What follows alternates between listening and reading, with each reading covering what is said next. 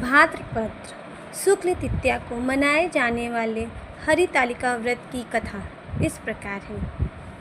एक बार भगवान शिव जी ने माता पार्वती को उनके पूर्व जन्म का स्मरण कराने के उद्देश्य से इस व्रत के महात्म्य की कथा कही थी। श्री भोले शंकर बोले, हे गौरी, पर्वतराज हिमालय पर स्थित गंगा के तट पर तुमने अपनी बालावस्था में 12 वर्षों तक अधोमुखी होकर घोर तप किया था। इतनी अवधि तुमने अन्न न खाकर पेड़ों के सूखे पत्ते चबाकर व्यतीत की। माघ की विकराल शीतलता में तुमने निरंतर जल में प्रवेश करके तप किया। वैशाख की जला देने वाली गर्मी में तुमने पंच अग्नि से शरीर को तपाया। श्रावण की मूसलधार वर्षा में खुले आसमान के नीचे बिना अन्न और जल ग्रहण किए समय व्यतीत किया। तुम्हारे पिता तुम्हारी कष्ट साध्य तपस्या को देखकर बड़े दुखी होते थे। उन्हें बड़ा कलेश होता था। तब एक दिन तुम्हारी तपस्या तथा पिता के कलेश को देखकर नारद जी तुम्हारे घर पर पधारे थे। तुम्हारी पिता ने हृदय से अतिथि सत्कार करके उनके आने का कारण पूछा। नारद जी ने कहा, गिरिराज, मैं भगवान विष्णु के भेजने पर यहाँ उपस्थित हुआ हूँ। आपकी कन्या ने बड़ा कठोर तप किया है। इससे प्रसन्न होकर वे आपकी सुपुत्री से विवाह करना चाहते हैं।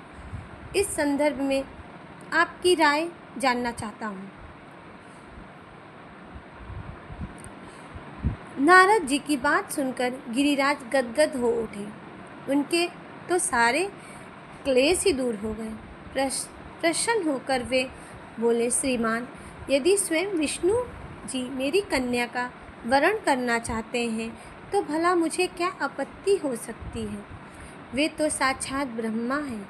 हे महर्षि, यह तो हर पिता की इच्छा होती है कि उसकी पुत्री सुख और संपदा से युक्त पति के घर की लक्ष्मी बने।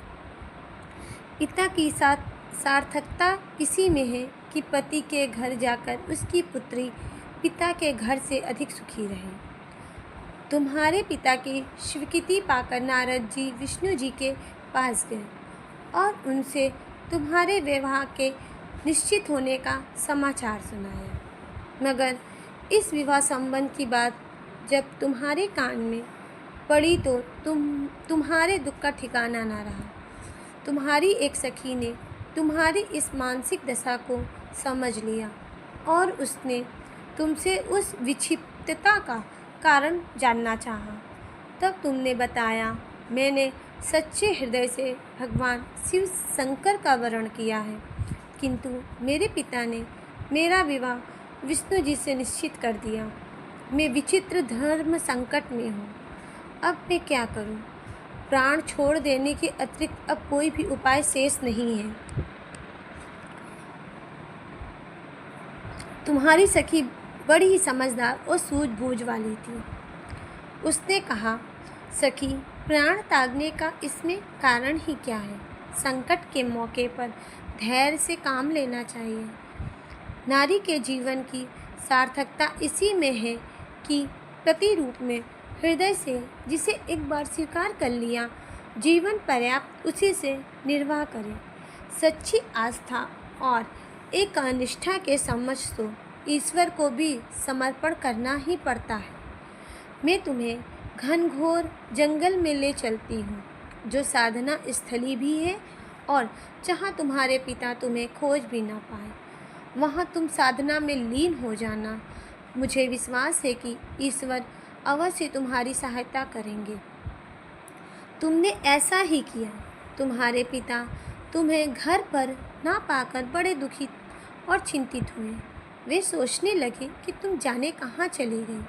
मैं विष्णु जी से उसका विवाह करने का प्रण कर चुका हूँ। यदि भगवान विष्णु बारात लेकर आ गए और कन्या घर पर ना हुई तो बड़ा अपमान होगा। मैं तो कहीं मुँह दिखाने के योग भी नहीं रहूँगा। यही सब सोचकर गिरिराज ने जोर जोर से तुम्हारी खोज शुरू कर दी। इधर तुम्हारी खोज होती रही और उधर तुम अपनी सखी के साथ नदी के तट पर एक गुफा में मेरी आराधना में लीन थी। भाद्रपद शुक्ल तृतीया को हस्त नक्षत्र था। उस दिन तुमने रेत के शिवलिंग का निर्माण करके व्रत किया। रात भर मेरी स्तुति के गीत गाकर जागी।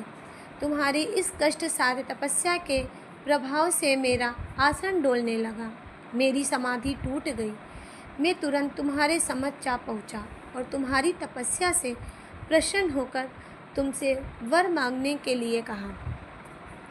तब अपनी तपस्या के फलस्वरूप मुझे अपने समक्ष पाकर तुमने कहा, मैं हृदय से आपको पति के रूप में वरण कर चुकी हूँ।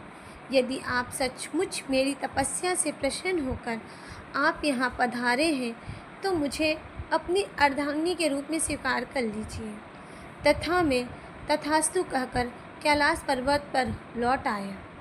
प्रातः होते ही तुमने पूजा की समस्त सामग्री को नदी में प्रवाहित करके अपनी सहेली सहित व्रत का पालन किया। उसी समय अपने मित्र बंधु व दरबारियों सहित गिरिराज तुम्हें खोजते खोजते वहां आ पहुँचे और तुम्हारी इस कष्ट साध्य तपस्या का कारण तथा उद्देश्य पूछा।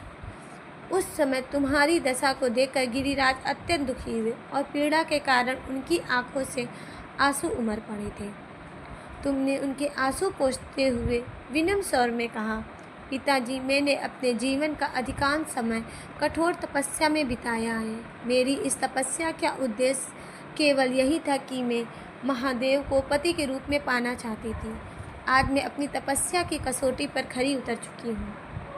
आप क्योंकि विष्णु जी से मेरा विवाह करने का निर्णय ले चुके थे, इसलिए मैं अपने आराध की खोज में घर छोड़कर चली आई। अब मैं आपके साथ इसी शर्त पर घर जाऊंगी कि आप मेरा विवाह विष्णु जी से ना करके महादेव जी से करेंगे। गिरिराज मान गए और तुम्हें घर ले गए। कुछ समय के पश्चात शास्त्र और विधि विधान पूर्वक उन्होंने हम दोनों को विवाह सूत्र में बांध दिया। हे पार्वती, भाद्रपद की शुक्ल तृतीया को तुमने मेरी आराधना करके जो व्रत किया था, उसी के फलस्वरूप मेरा तुमसे विवाह हो सका है।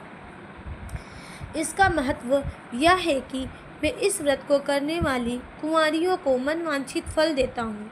इसलिए सौभाग्य की इच्छा करने वाली प्रत्येक युवती को इस व्रत को पूरी एक निष्ठा तथा आस्था के साथ करना चाहिए। कथा समाप्त। धन्यवाद।